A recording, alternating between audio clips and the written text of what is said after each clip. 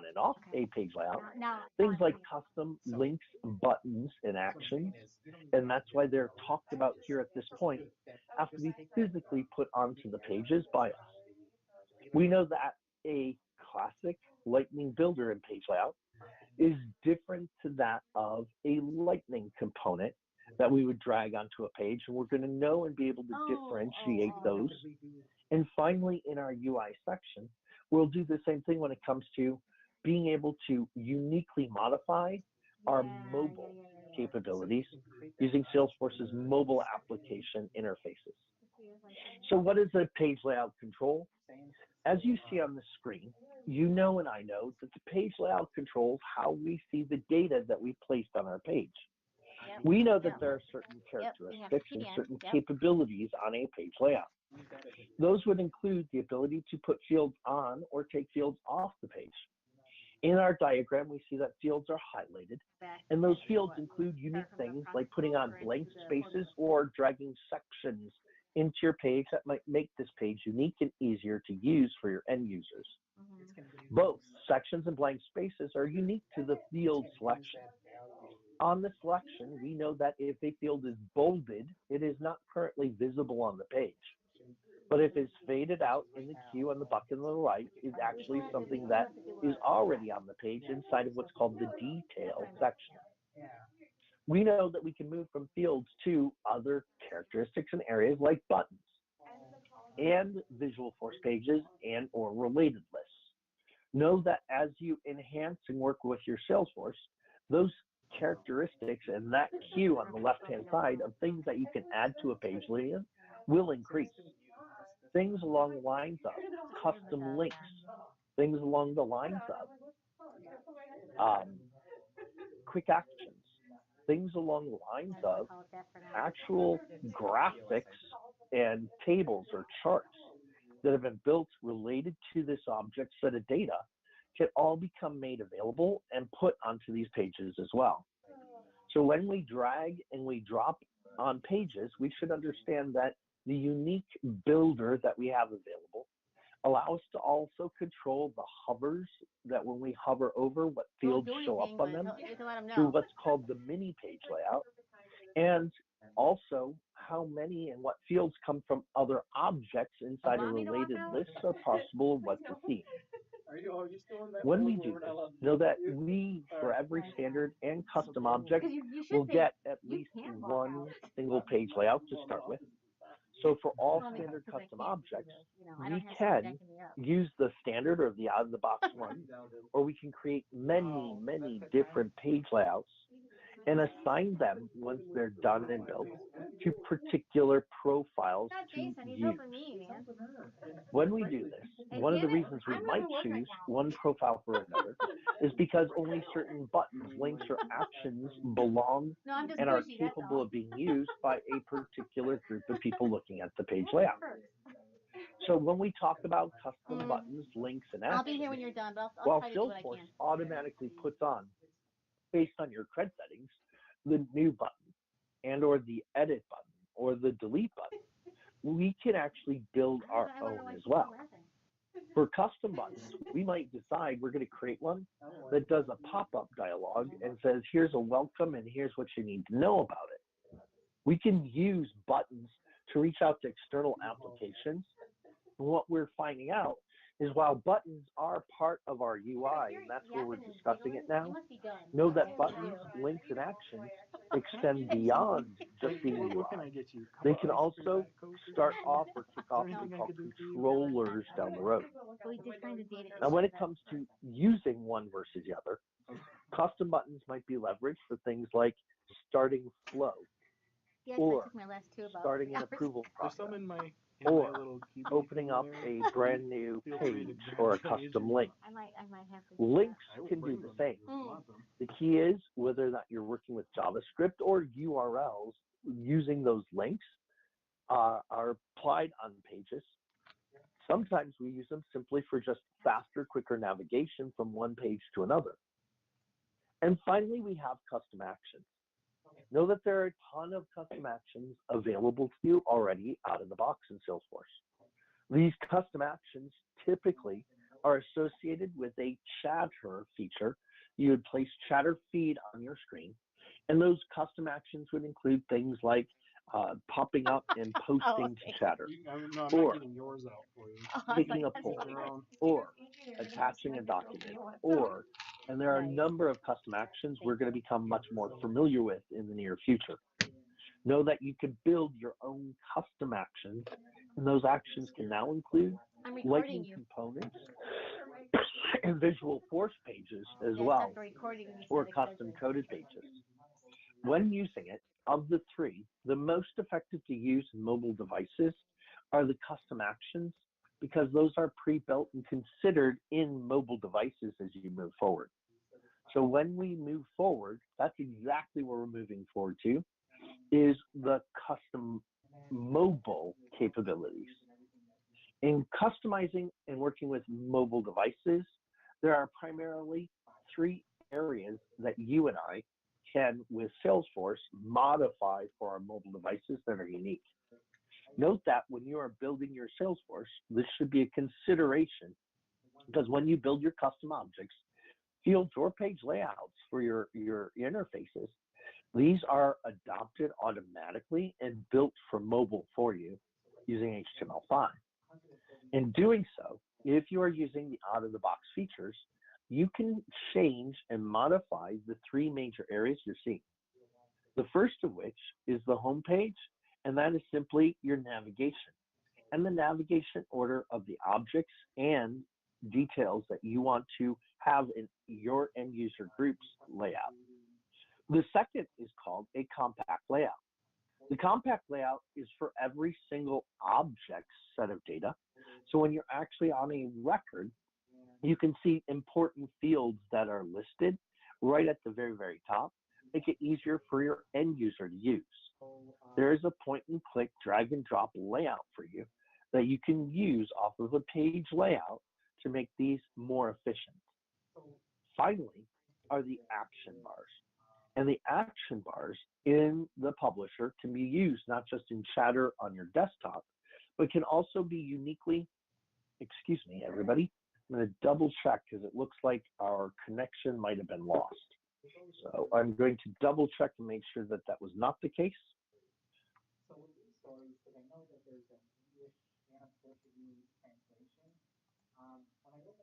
And as we are making sure we are still available, and I appreciate the feedback, Mr. Susich, for letting me know.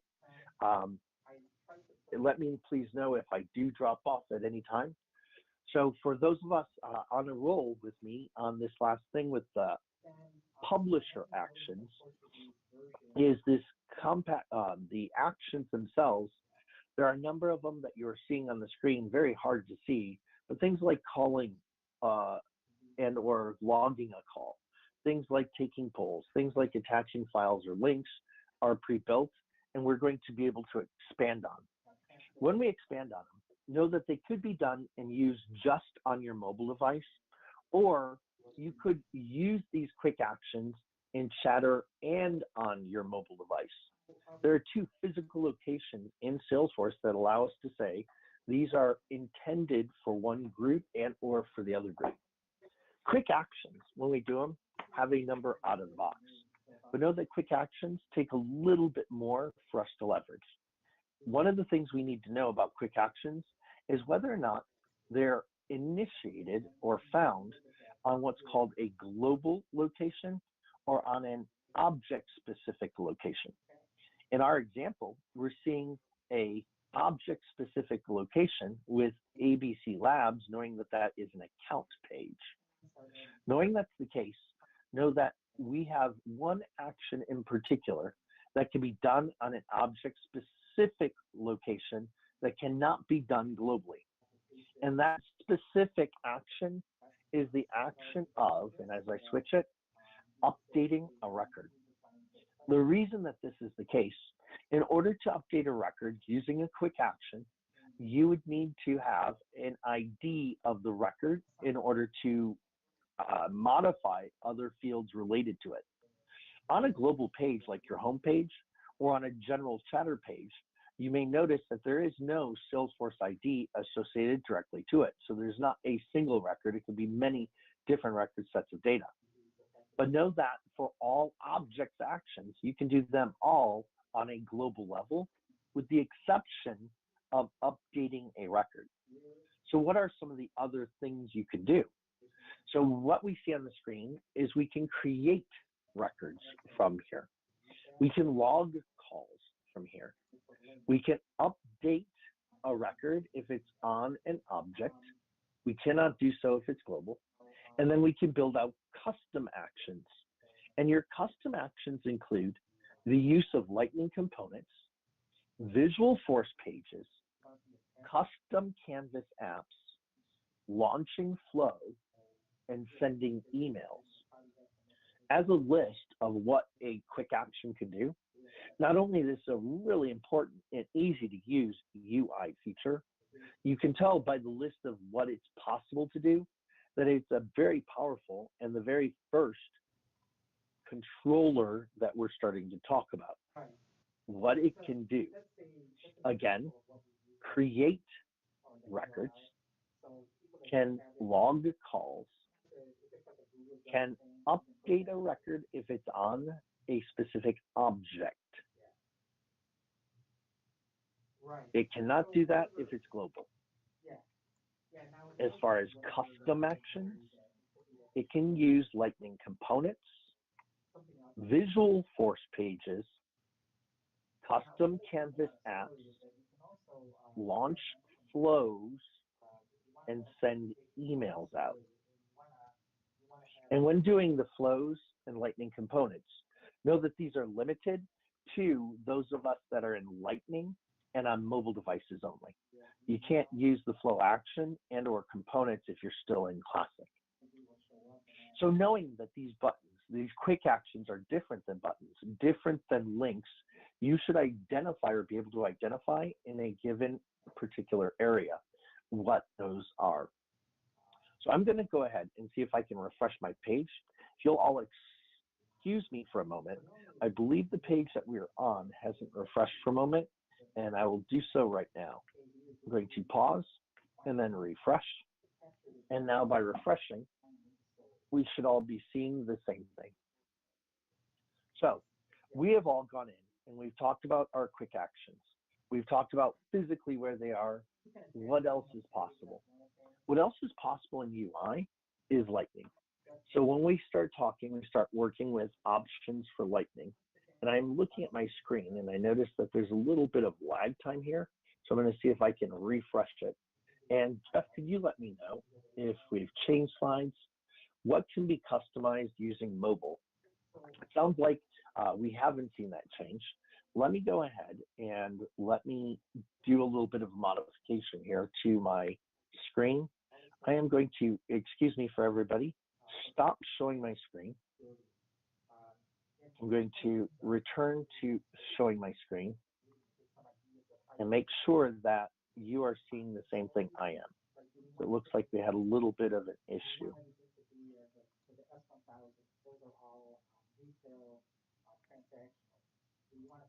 I appreciate your patience.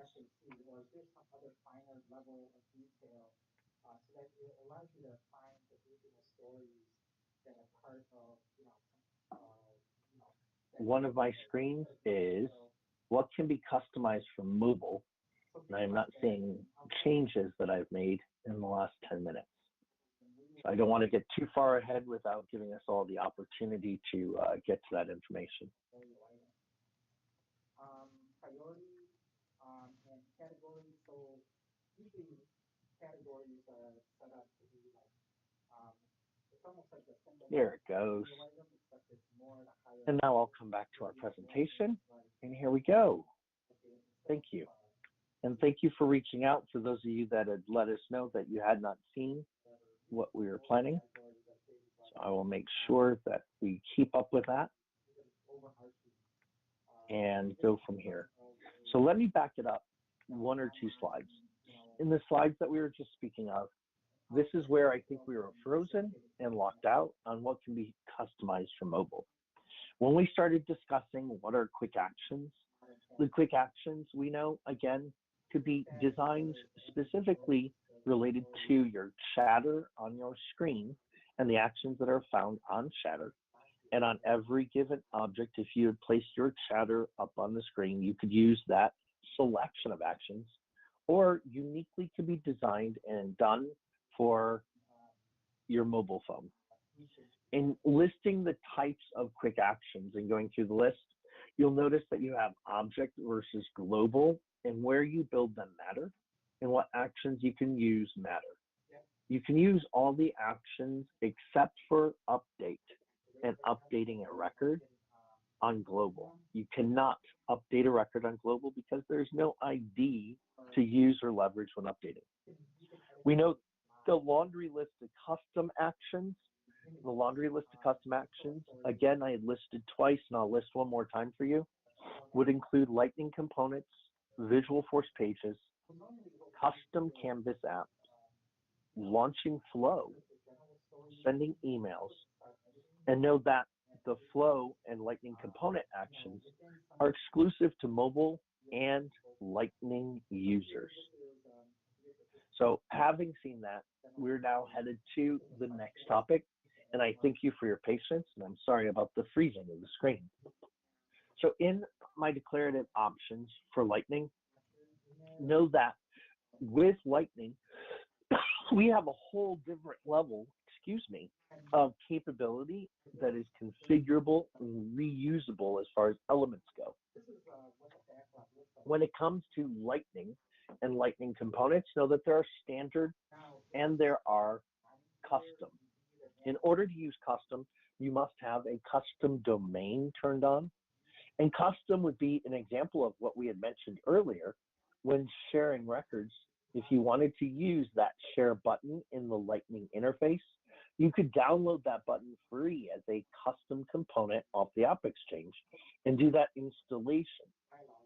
When it comes to these components, know that Salesforce, with their standard components and the ones that are pre-built, make it very easy for us to drag and drop an advanced user interface onto our screen.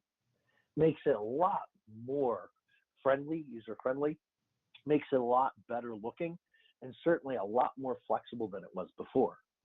Lightning components, as a matter of fact, have completely changed the way we've actually started looking at and using our Salesforce and will moving forward. Know that you can, again, use third-party components that are being built and placed on the AppExchange as well. So it's where these components and where these designs come in that we need to know a very little bit about as an app builder to better understand what is the difference between what we have done in the past with Classic and where we are currently now with Lightning. Know that a Lightning component is not just compact and configurable or reusable, but it's also a component that can be embedded inside other components. It's done and built this way because the framework is a UI framework designed for more responsive dynamic web apps. It's broken into two areas, and those two areas, instead of the one that we have classically used, which is strictly server side or the Apex version, now includes as part of the component a client side. This client side makes it more responsive. It allows us to build with HTML, cascading style sheets, and JavaScript. And the Lightning component UI framework is more definitely flexible, dynamic for web apps and mobile and desktop devices. It allows us anything from single web page or single page applications all the way to and through partition multi-tier component development that bridges both the client and the server side for us. This is different because the classic of Salesforce is strictly server side. So it allows for us to have more flexibility and allows us to build applications we can use and stylize even more so than we could ever do so before. It allows us to use a component, not on a single object or associated to a single object, but allows us to go ahead and flexibly use it anywhere we want. When doing this and working with the Lightning component framework, know that it's built on Aura. So it is not and it's considered essentially rebranding of Aura on the platform. And these components are not built just on Apex as far as the code is concerned. So it allows us a lot more strength and a lot more speed when coming to and being used on our systems. If you wanted to deep dive into this, you might consider getting onto the developer website and digging into the Lightning framework. And that Lightning framework is a link that we can add for you over on our site together. So you don't have to go too far in describing or building the Lightning framework inside of your certification. You need to know that it is both client side and server side. You need to know the difference between the classic, which is server side only.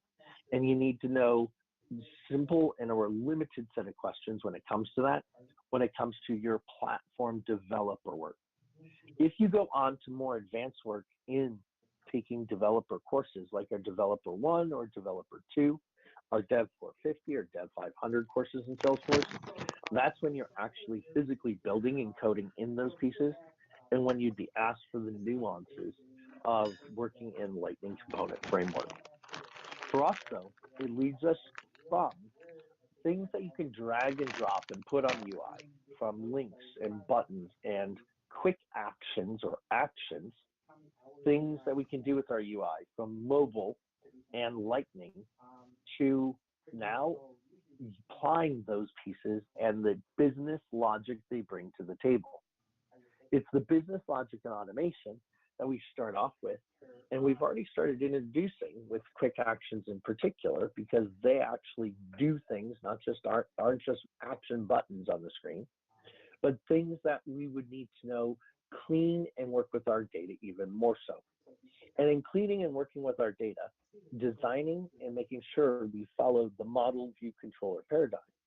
Having completed the model and having completed the UI or the view and the highlight of the topics for those, now we get into the depths and the thick of approximately 3 out of every 10 questions on your certification about what would you do given a certain situation. Would you build certain record types, or would you build a formula field or a roll-up summary given these certain parameters? Would you build a validation rule? And can you tell us the nuances of the difference of using combinations of these given certain situations? That's exactly what we're about to go into. And as we head towards the middle of this, everything ranging from record types, which gets new data into your system in a cleaner and better way, to automating things for your folks with formulas or cross-object formulas and roll-up summary fields, all the way through the details and nuances of your automation are what we're about to talk to. So what are record types?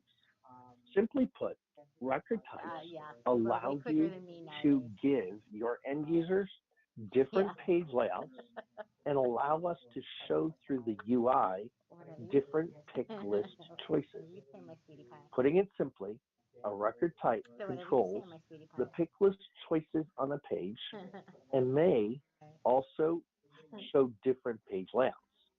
So in the example you're seeing on the screen right now, you're seeing an example of an account. In this account layout for one group of people and putting in new customers includes related lists, like opportunities or cases on it. Includes adding the industry field in a section called additional information. It has specific fields on it in a particular location, because anybody typing that information in who wants to type in new customers needs to include that data. But if you're typing in a service vendor, you don't need to see an opportunity or a case related to it. You don't need all of the extra industry fields that are applied to it, but you might need a status field instead. So while we know a record type is not what puts a field onto a page layout, it's actually a different page layout. What allows you to pick and choose between one or the other, instead of being assigned just one page layout, is the record type. Record types allow us to pick different choices and pick lists and to pick different page layouts to use given certain circumstances. Now, in emphasizing record types, know that it's about records that are being created that are new. Know that it's about getting cleaner, better data in the very first time you work with your Salesforce. It does not prevent an end user from seeing other record types. Anyone can go in and see the other record types. It's the creation of the new records that we're talking about and limits the right choices and the right fields on the right page at the right time. With that stated, it allows us to have multiple page layouts to make choices from and move forward with. And this means that in having those choices, we have to define for every group of users on their profile what page layouts and what record types they're allowed to use. When building a record type, this is part of the steps in the process defining what profiles or groups of people should be typing new records in with these. In this example of a training user on the screen, you'll notice that there are technically 3 record types and page layouts available for this group of users to use. With the defaults set the way they are on the screen, we're stating that if you are a training user, the only kind of record that you're going to put in for an account is a service vendor. We've not only made it your default and your page layout, but we're not giving you the other choices.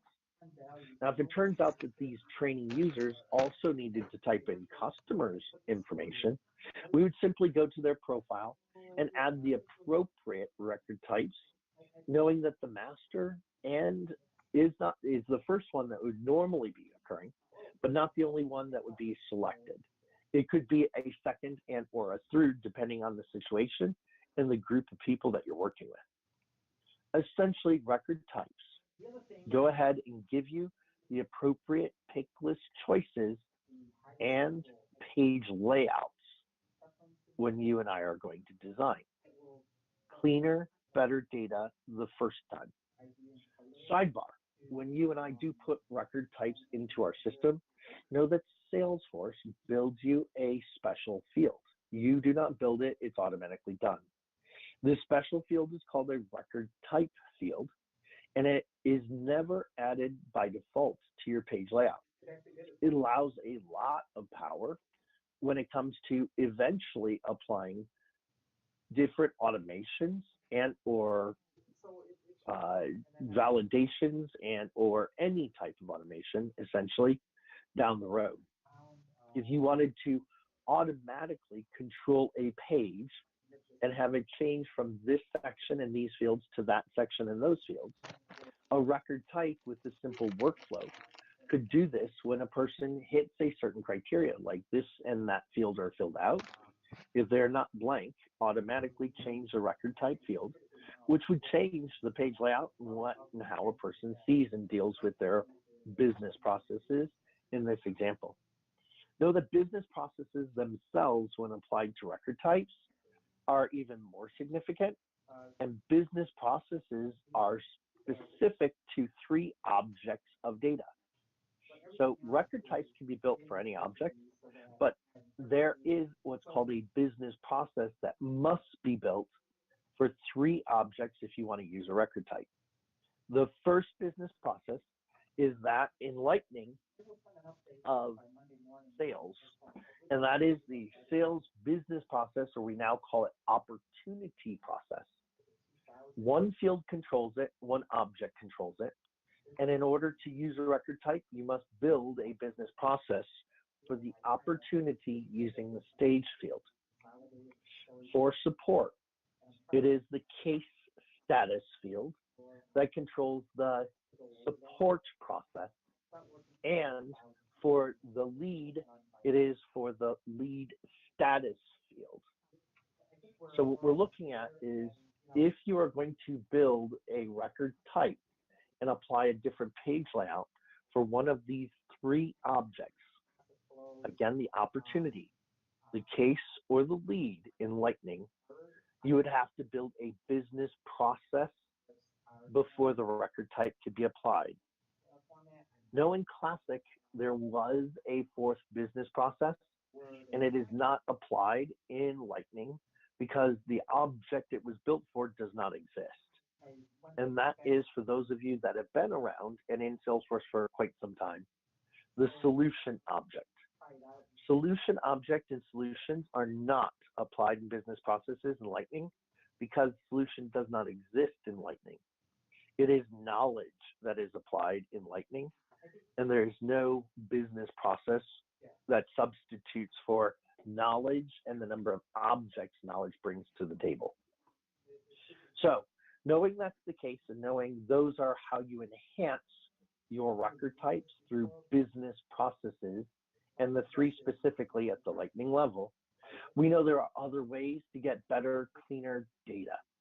And those better, cleaner data ways would include that of building formulas out for your employees.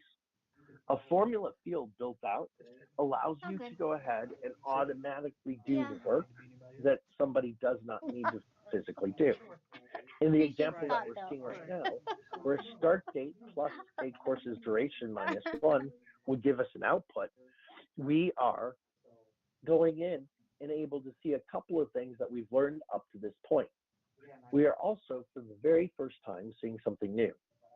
In this example, we know that anything that ends with a double underscore and a C is going to be custom built. But what we're seeing brand new from this is we're seeing a double underscore and R in particular. We're noticing in a formula a dot notation field. The double underscore R denotes related through. So if I were to say I need a start date plus on the course object, it's duration minus 1, you and I would be able to see that this field in particular and the values that are being calculated would have to both have been custom built on the object set of data we're in. We also now are introducing related through. And this is a pointer in which you and I are going to find out in formulas and in our code, we can grab information and drag it down to parents. From parents to children. And we actually can reach on a formula up to and through our parents, our grandparents, our great-grandparents, our great-great-grandparents. We can actually go up to, in this case, 10 layers away, as long as it's directly above the object set of data, and pull data down into a formula. The beauty of that means that we can prevent errors and prevent duplication when people are typing things in. An example of us using that double underscore R in duration in a cross-object formula is when we go to build or look for the field to reach through the object we're in. And in the first column, if we notice the arrow, we should know that that arrow is an object set of data. So the column to the right of it would include, for the course delivery, all the fields on the course delivery. Because we see course with an arrow and a course as a name up above, we know that the name is a, probably in this case, text field, and or as we go through that object and go to its parent, we can go to the third column in which we can find all the fields and leverage the fields off of that parent object. And we can look for that information to pull it into, and that's what our fourth column does, pulling the duration field back through. And knowing that we've got 10 relationships away, I believe I was corrected last summer where Salesforce now allows us to stretch that up to 15 fields. But know that in doing so, best practice says if it's more than 10 relationships away, you probably want to code rather than using a cross-object formula to automatically bring down data and fill it in for your end users. It might be more efficient to code something like that in. And knowing cross-object formulas are available, it gives you the power of all the fields above and through your parents. Now, this means you build on the child and bring down from the parent. A roll-up summary field that you're seeing on the screen does the opposite.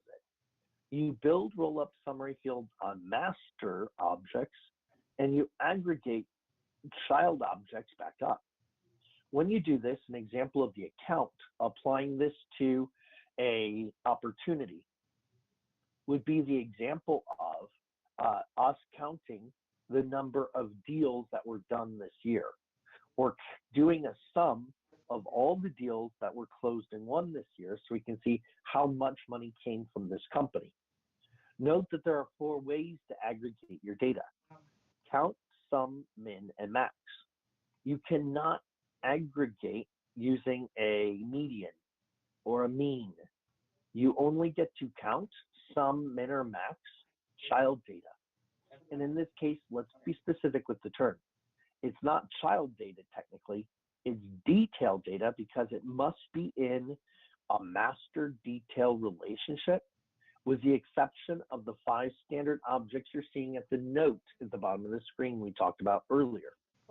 We discussed this when talking master detail relationships and the use of roll-up summary fields. In the example you're seeing on the screen, if I were building off of this and I wanted to count how many classes were canceled, you'll notice in this example, I would use the count, go down, and I could look at canceled courses rolling up to a single course to do an aggregate of all those courses that we've canceled up to and through this point. Or I could actually go further and put filters on it even beyond canceled to say just for this region or just for this quarter or whatever it is that we want to define. So roll-up summary fields, being very, very powerful, are built on the master, not on the child, and they aggregate children's data back up. Now this gets better, cleaner data. This can be used in all sorts of ways.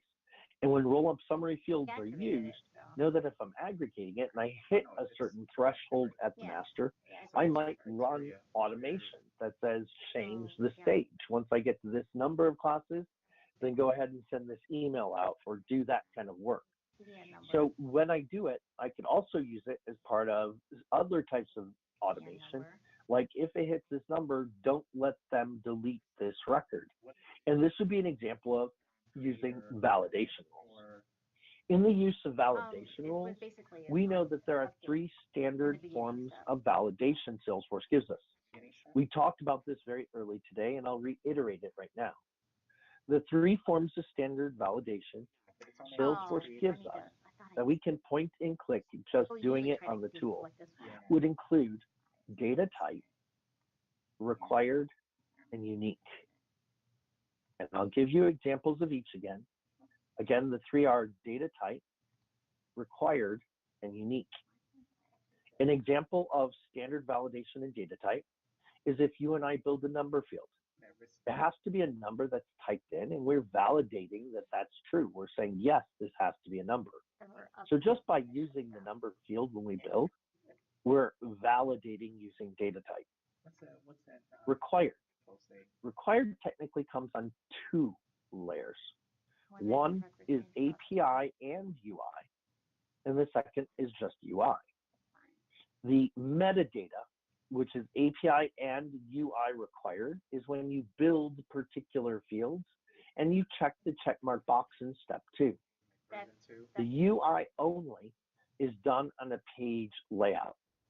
And the page layout would let us to just mark it for this one page, this one group as required. It is not API required. So if you're looking at the screen that has a red bar, you and I know we have to type that field in, but we do not necessarily have to fill that field out if we're mass loading data from an external system, or if we're mass loading from Data Loader or Import Wizard. It's not necessarily required in the back of the tool. So again, metadata required is UI and API required. And the second form of required is just plain old UI on this one page. It's different between a hard and a soft requirement. And the third example is making a field unique. Remember, there are only 3 field types you can make unique. And if you do, it's case sensitive or case insensitive, and those would include text fields, number fields, or email address fields. So knowing those are the 3 out-of-the-box standard forms of validation to point, click, and just make happen, what if those don't work? What if it's dependent on something else, kind of like the one we're looking at here? What if we're using a business rule that says, I don't want you to give your customers more than 20% discount. You can only go up to 20%. And otherwise, we're going to have to go through a different process. So if somebody types something in, we need to write a validation rule that says, if you do this, I'm going to give you an error message.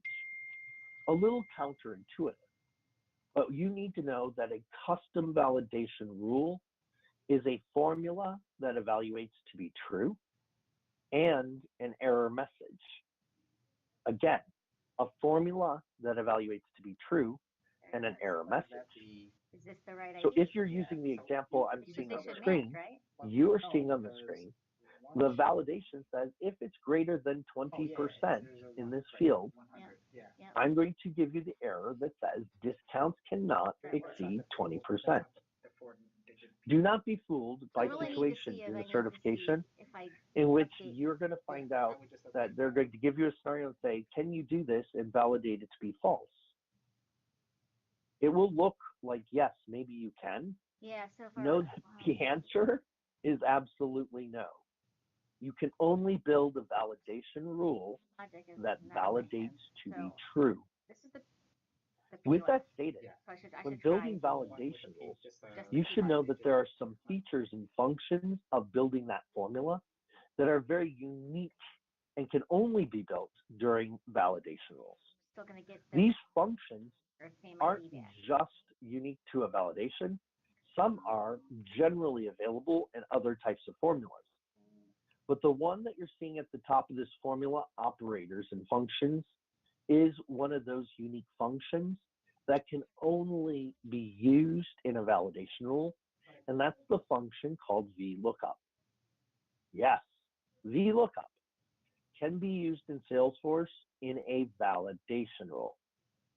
If you're validating, as an example, billing zip and billing city, you might consider a VLOOKUP that says, I want to look at the zip code and the fields for the city, and I want to validate that they are the zip codes and the field name for the billing postal code. Now, in doing this, if it's not equivalent to the billing city for the right postal code, it's not going to let you save it. If it validates to be true, it's going to say, wrong zip code for the city, try again. So when we look at the second example, the functions down below are not exclusive to validation rules, but are another example of being validations in a custom validation.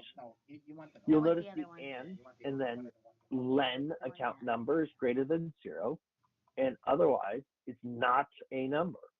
So len function, you should be aware, is just a length or a number of characters. So in going into your certification, if you get a formula or a list of 5 formulas saying we would like to apply this to resolve this issue, you should be able to understand your functions well enough and your formulas well enough to say this meets the need of that issue or that problem. In the len function, it simply counts numbers. So if I had a field called account number, and I'm using the len for account number, my assumption is there's got to be something typed in there because it's got to be greater than the number 0. If not, and I'm considering it is not a number, I'm not going to let you do this. So essentially I'm saying if this is not typed in and not a number, I'm not going to let you save it. And finally, the date is in the current month. So we should know that the date field is unique.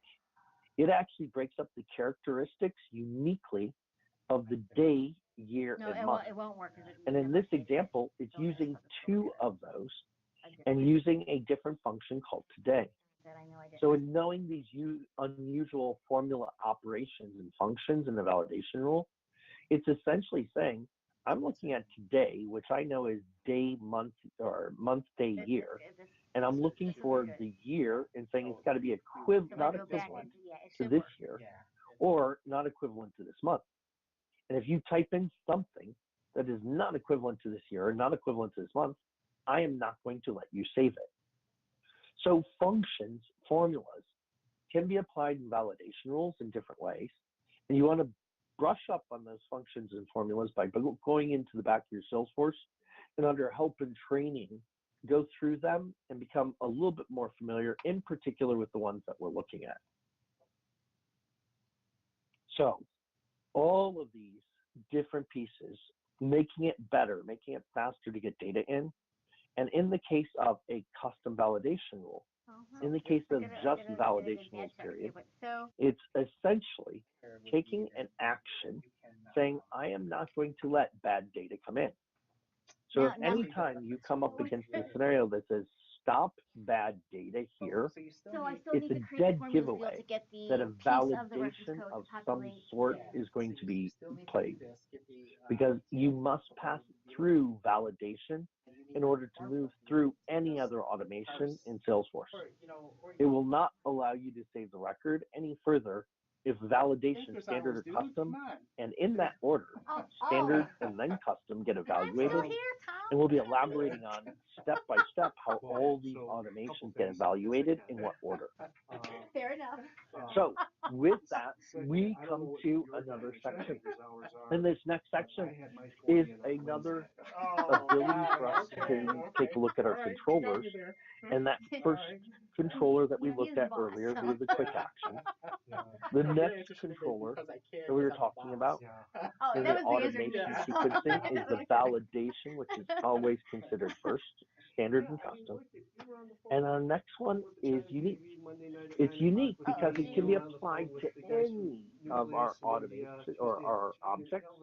You can put any of our objects through an approval process. So that is one of the powers of it, and the powers of some of the other automations that we have. But know that this one's unique because it never starts without you pressing a button. A button called submit for approval or submit. This is an unusual approval process. And when you go through your automation, you've got to consider what are the different things or parts that make up the automation process. And then what are, step number 2, the actions that I can do with it. And finally, step 3, how does that get started? So when we start with the how, it always has to start by default, at least as of right now in our discussion, manually. A button has to be clicked for this to go. There are essentially 6 different parts to an approval process. The first is entry criteria. Second is initial submission actions. Third is approval steps. Fourth are final approval actions. Fifth, rejection actions. And the 6th that's not seen on the screen is called recall. Recall actions. As we go through, initial criteria is essentially a set of criteria that gets things kicked off. It comes from the primary object that we're working on. So you must select an object first to build an approval process on. And with that object selected, you know all the fields that could be literally triggering this to move forward. So you go ahead and check your criteria, and you and I have to put the criteria in. Now, in building criteria steps in an approval process, there are 6 different steps to that, and you need to know the nuances. Those nuances include where does this criteria, when it gets kicked off, how does it get evaluated? So when it gets evaluated, is it always going to be evaluated? Is it always going through this? And once it's the criteria, does it always go to your manager first, or does it go somewhere else? When we define these different steps, one of those simple steps that's easy to overlook is, does this whole process allow for a recall, yes or no? It's a checkmark box. You need to remember that recall is defined in the entry criteria section. Now with that defined, then we can go ahead and create what are called our initial submission actions, or actions that occur before anybody sees what's going on with the approval. So I like using my expenses as the example, and in travel expenses, many of us have used or done before. In travel expenses, on a day in and day out basis, you and I would be on a trip maybe for a week doing work. And when you're there doing your work, every day you put in your travel expense. Maybe that's a lunch, or maybe that's a dinner, or maybe it was your flight. But when you put it in, you hit save because it's basically adding up line items for you. You don't submit it until you're done with your trip because your boss and or finance or whoever's going to get this wants to look at what was the total amount for this trip to sign off on it. January 14th. Well, part of that process then is not to click the submit button every day and have it automatically sent every day. It's just to keep adding it and adding those records and adding those records. But when you are ready to finally get going and you finish that trip in your home, you've got your receipts and everything aligned, and all of that is ready. When you hit go, it usually will change the status from in progress to locked and submit for approval. Well, those would be considered the initial submission actions. The field, that status field that says no longer is it in progress, but it's actually locked and submit for approval, that status change is a field update. And that's what you could do in any of the actions, whether or not it is a initial submission action, a final approval, a final rejection, or a recall action.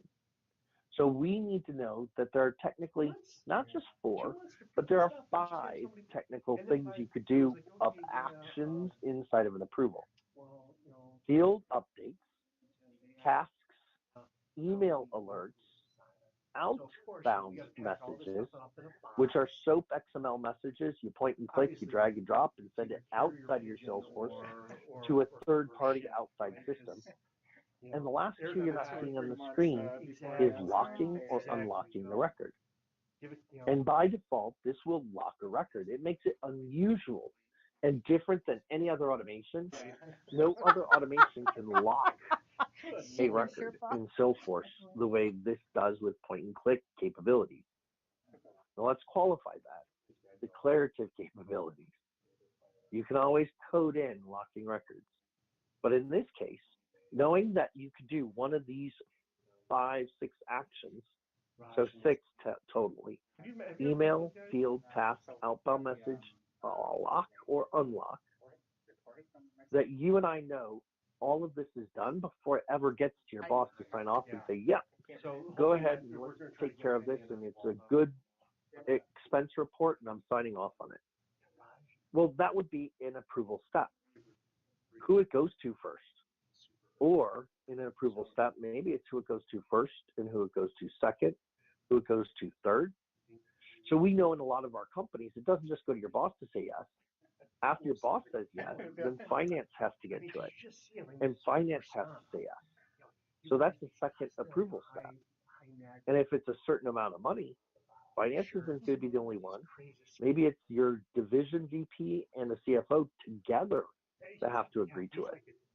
So if it's over a certain amount of money, like you're traveling the world for a month and it's hundreds of thousands of dollars, it's not going to be one person, it's going to be many people. Well, you're going to find out now that you and I can put up to 40 steps of approval into our system. So, and as we're going into the approval process slide, and we're looking at this same thing, this streamlined approval request with approval processes allow us to continue down that path. And for any given step, one of the 40, you can put up to more than one person in any given step. As a matter of fact, you can put up to 25 approvers in a step. And when you put up to more than one approver at any given step, there are 2 choices that you have to keep in mind. First, you got to keep in mind who is the first person to say yes or no, and that would be one way of making a decision during that step. Or you're going to make a decision to say everybody in this entire group has got to say yes. So it's got to be unanimous, or it's got to be the first person to respond. In the approval steps, when you go through it and you set a criteria, another thing to consider is if you've gone to your boss with a certain set of criteria, maybe there's a second set of criteria or a third set of criteria now that we're talking about to take it up to the financial aid department or the finance department. When you do this, know that an approval process doesn't have one set of criteria. It has one entry criteria, but you can have many criteria to it. So it makes this a very unusual automation. So as you and I go through these automation and all these automation steps and who can and who can't approve it, Oh, good God. the end of the day, somebody's going to say either yes, Yeah, no, find it or they're going to Say the recall it. next You're 10 going to years. recall it. They're going to pull it back in the process Yeah. and start over. Yeah. So in all of the approval actions, rejection actions, or recall actions, we return to the initial submission action column, and we realize we could do the exact same actions for this process. So in approvals, I can send an email alert saying, yes, congratulations, you got approved for your expense report. I can change the status from submit to submit and approved.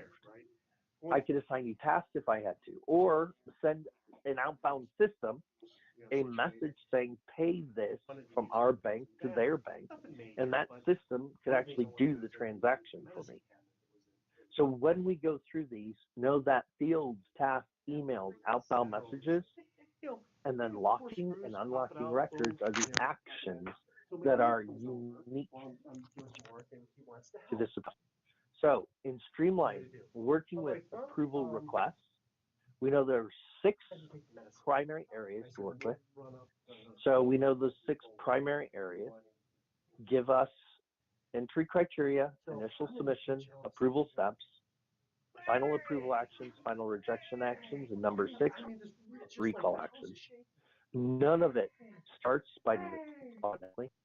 It must be pressed with a submit button, and each step comes to a screeching halt unless someone presses the next step to submit and move forward. And they technically have a total of 6 actions. Well, what's beautiful about this is it leads us to, but what if we want a different automation that doesn't need for us to submit? What if we want a different automation that we can automatically have these kinds of actions happen, but maybe it's not so complicated? And that's where we go from our approvals. And when we come back, I believe it's that magic time for a break right now. And what we're going to do is come back to completing the rest of our automation and our day together as we go into our last 3 topics. But with the approval processes, we'll be leading into workflow rules and the 4 parts of workflow and all of the nuances that come with those. So what I'd like to do right now is leave us on the approval processes. With the approval processes, knowing we're going to still cover workflow, we're going to still cover Lightning Process Builder, still cover flow to go through our controllers that need to be covered in depth. We're going to go ahead and take a little bit of time to get the energy and get the restroom break that we need. It is approximately 1 o'clock in the afternoon right now. It's next break time as we push through and towards the end of our day together. We're going to take 15 minutes right now. It's 1 o'clock West Coast time, and we're going to take our 15 minutes, take our break, grab our food, grab our drinks, maybe a coffee, a caffeine, and you and I will resume at 1:15 to go ahead and move on to workflow. So thank you, everybody. I'm going to place myself on mute, and we are on a 15-minute break. Just through the wall, like the cord that we do is just through the wall. Okay. You can't do that. You know, that's so there's a bunch of electrical work that needs Yeah. to be done there. We have to upgrade the overloaded panel in the garage. It's always something. It's always something. Welcome to owning a house I love it. or It's paying for a house. Oh, and we're paying for this outhouse, which they didn't allow us to sell until we used the co-op, Okay. which is garbage because now we're paying co-op fee every month. It's $250. And we're Ouch. paying the utilities because we have to turn over the keys. That sounds like a crock right there. So I was like, and it's all in their contract that Brandon signed when he was 19 years old. Right. So I'm over there the other day, and he's like, no, you need to turn in the keys. We changed the locks. And I was like, well, then I want an itemized receipt of all the repairs you're doing in the house that you're taking out of what it sells for. Because that's my money. They're like, oh, well, we have friends, you know, like contacts and stuff. And Sounds like you need to get a lawyer friend involved. Yeah, I was like, Yeah. well, then if you can't give me an itemized receipt, Yeah. we have a problem. Yeah. So I'm over there like this in the windows like almost every day. That What you doesn't sound doing in there? fun. That doesn't sound Terrible. fun at all. All right, I'll leave you. Yes, sir. Make her feel better. Yes, I'm fine. Okay. I'm almost done. Yeah. I think we can get rid of those two steps with just what you did. Mhm. I'll see you guys Okay. later. So, Have a good one. Have a good one. So really, you know, you could put this in as a, all you need to do is get that ETL team to do this, right? Load the dealer reference number. And then you might even be able to use the process builder to just do the parsing too, you know. So it could be two steps in that, you know, parse the field. I don't think I've ever tried to parse the field, or you can just create a formula field and use that as the Honestly, the input to formula- your process builder. Yeah. Right. To me, it's easier to create the formula field to get the parsing, and then use that field Yeah. to. Yeah. So I think that would be good. So once I have the parse field, I use my Process builder for that to, is the to input. reference that field instead To do of the lookup. the account dealer lookup number. field. Yeah, the dealer number field. All right, I'm gonna do that, and I'll test it right now. Yeah. Okay.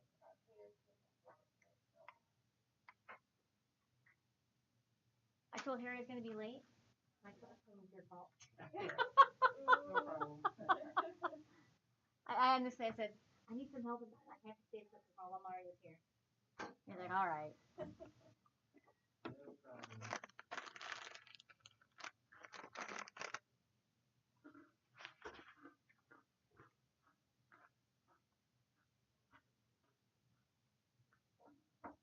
He's been on this slide for like 15 minutes. He's always worried because okay. You know he's saying a lot of stuff.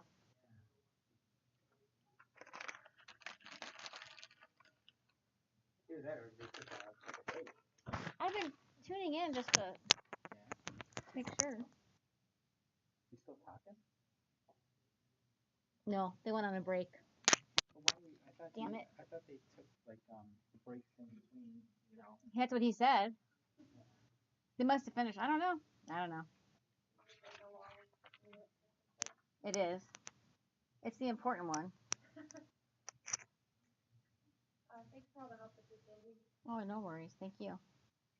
Anytime.